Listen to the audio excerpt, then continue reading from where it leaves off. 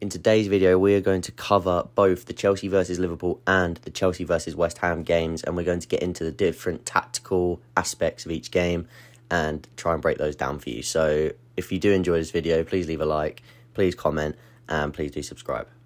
So this was the starting lineup we saw from Pochettino against Liverpool. It was more of a 3-4-2-1 than we've seen at times, but it wasn't really a 3-4-2-1. What we actually saw was Reece James playing at right back and Levi Colwill playing more as a left back, with Ben Chilwell really advanced, basically playing as a left winger, which we have seen in pre-season, but on the team sheet it looks like a back five, but it actually wasn't played like this. So if you look at the average positions, Chilwell is literally right up the pitch like a left winger, and Colwill is basically playing as a left back, but this also forms a three at the back at times, with Reece pushing quite high as well. But in transition, this turned into a back four, and Chilwell would just sort of track back on that left side to cover Colwill if he needed to. So this was the starting lineup, like I said, on Share My Tactics. So this back three, which is what they showed as the starting lineup, actually didn't end up playing like this. As I said, Chilwell would push high, James would recover in the right back position, but he would also push high in different scenarios. So the attacking impetus did look like to use Chilwell down that left flank and try and get the ball in behind to him, create little triangles with either him going to the left wing or Reece going down the right with Enzo and Sterling, to create those little triangles and get to the byline where we could pull crosses across the box for Jackson, Carney, Enzo, who was arriving late, and things like this. So Gallagher was playing a lot of a deeper role. Enzo was a lot more free. He pushed a bit higher, and Gallagher was joining the build-up in that back three. So it was sort of Colwill, Silva, Disasi, and Gallagher at times, basically creating a 3-1 in build-up. And then Enzo would sort of hover between, dropping in to make a 3-2 in build-up, and also joining the attack and basically making it a 3-1-6 when we was trying to push into their opponent's half against Liverpool, so that he could have a bit more creative freedom to sort of do what he wanted and get on the ball as much as possible.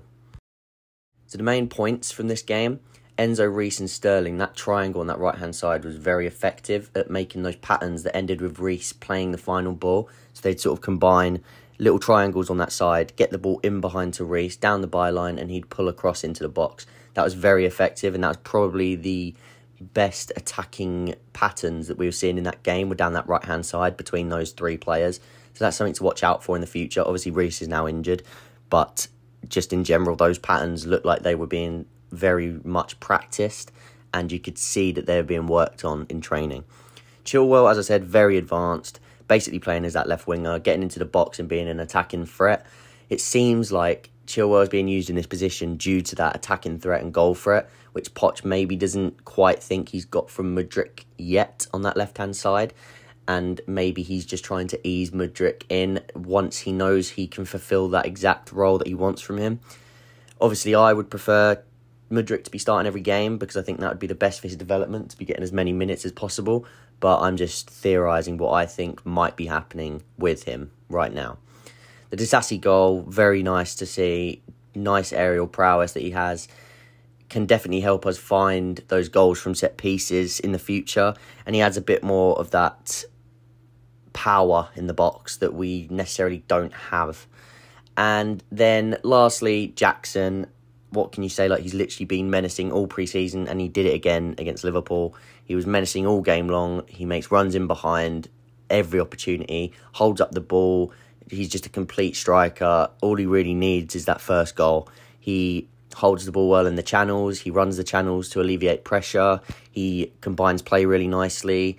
As I said, he makes runs in behind, and he can occupy more than one player by himself, because he's just very wiry and very hard to get the ball off of. So that is perfect for the team. So that is Chelsea versus Liverpool, the match review from that game.